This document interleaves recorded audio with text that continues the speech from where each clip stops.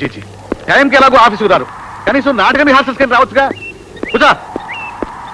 నానక్కడ విగ్గుకి వెంట్రుకలు ఉడిపోతున్నాయని ఇంట్లో కూర్చొని హెయిర్ ఆయిల్ రాసుకుంటున్నాడు ఎదవా. వీడొకడు సిగ్గు టోటల్ గా వదిలేసి విగ్గు తొలగి తిరుగుతున్నాడు వెధవా. అబ్బా మీ గొడవ ఏంటే? ఈవిడా అదే సార్, నన్ను ఈయనకి అమ్మ వేషం ఏమంటున్నారు? అడుగు సాయిబాబు. ఎంత విచిత్రంగా ఉంది. సాగర సంగమం సినిమాలో శరత్ బాబు కమల్ హాసన్ చూసినట్టు కాస్త మెల్లిగా తోయండి ఆ బాబు. మీరు ఎక్కువ మాట్లాడకూడదు, పల్స్ పడిపోతుంది. వీడొకడు సందకాన్ని చంపుతున్నా. వచ్చేసారా ఫ్రెండ్స్? మనమంతా ఇక్కడికి ఎందుకు వచ్చామో మీ అందరికీ తెలుసు. అసలు ఈ జీవితమే ఓ నాటకం. ఆ సినిమా నేను చూడలేదండి. ఒక్కసారి చేజాపు. చాపాను. నోర్మై, మన కుటుంబ నాటకంలో తండ్రి వేషం ఎవరిస్తే బాగుంటుందో విగ్గు తీసేస్తే వాడు బాగుంటాడు. ఆ వెధవ పేరుస్తే చంపేస్తాను. అబ్బా ఇంకా ఎవరో ఎదవెందుకండి, మీరు మా అందరికి తండ్రి లాంటి వారు. మీరే వేశారనుకోండి, గుండమ్మ కథలో ఎస్వి రంగారావు గారి స్టైల్లో ఉంటుంది. కరెక్ట్. ఆఫ్ కోర్స్ నాకు ఇష్టమే అనుకోండి, కానీ నా వైఫ్ గా శాంతమైతే బాగుంటుందేమో అండి. అబ్బో, మా అబ్బాయి తెలిసిందంటే గొడవ అయిపోతుంది. నన్ను మాత్రం ఇందులో ఇరికెందుకండి బాబోయ్. కాంతం ఒక్కసారి సాయిబాబు గారి ఫేస్ చూడు.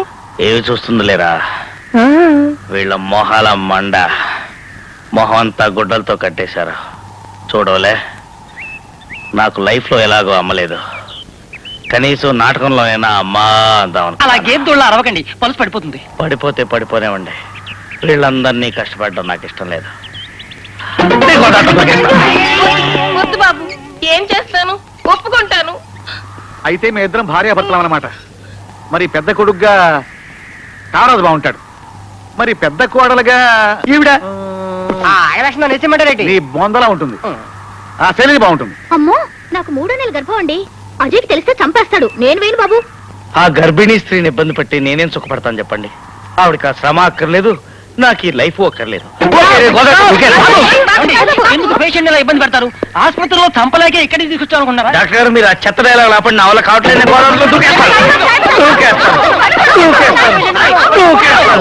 చేస్తాను. థ్యాంక్స్ అమ్మా, చాలా థ్యాంక్స్. హ్యాపీ. ఇక రెండో కొడుకుగా సాల్మన్ రాజు నువ్వు బాగుంటావయ్యా. నేను రెండో కొడుకు ఏంటండి, నేను కొంచెం యంగ్ కదా, పెళ్లి కాని చిన్న కొడుకుని బాగుంటాను. ఏంటి మీరు యంగా? మీ ఇంట్లో అద్దం లేవా? అరిసి వాపోతే మా ప్రాణం పోయిట్టున్నాయి. కొంచెం జాగ్రత్తయ్యా. ఇగో సాల్మన్ రాజు, ఈ పేరు వీరభద్రరావుగా మారుస్తున్నాను. లలిత నీ భారీగా యాక్ట్ చేస్తుంది. లాభం లేదు, మా గ్రేసీ తెలిస్తే నన్ను చంపేస్తుంది. నేను ఒప్పుకోను. ఏమిటి ఒప్పుకోరా? ఒప్పుకోరా? ఏమండి, ఆ మధ్య నాకు రాసిన లవ్ లెటర్ వాళ్ళ ఆవిడకు పోస్ట్ చేయండి. బాబు ఇప్పుడు చచ్చినట్టు ఒప్పుకుంటాడు. ఇక పోతే నాతో ఏ గొడవలు లేవండి. నాకు ఏ విధంగా భర్తగా వేయొచ్చు. రాత్రులు వాడు ఓవర్ అయిపోయి నా బుగ్గలు అవి కొరికిస్తే మాత్రం నేను సహించలేను. థ్యాంక్స్ అమ్మా. ఒరే గాంధీ సార్, నువ్వు ఇలా ఈ పక్క నుంచో. Thank you sir. ఇప్పుడు అంతా అయిపోయింది.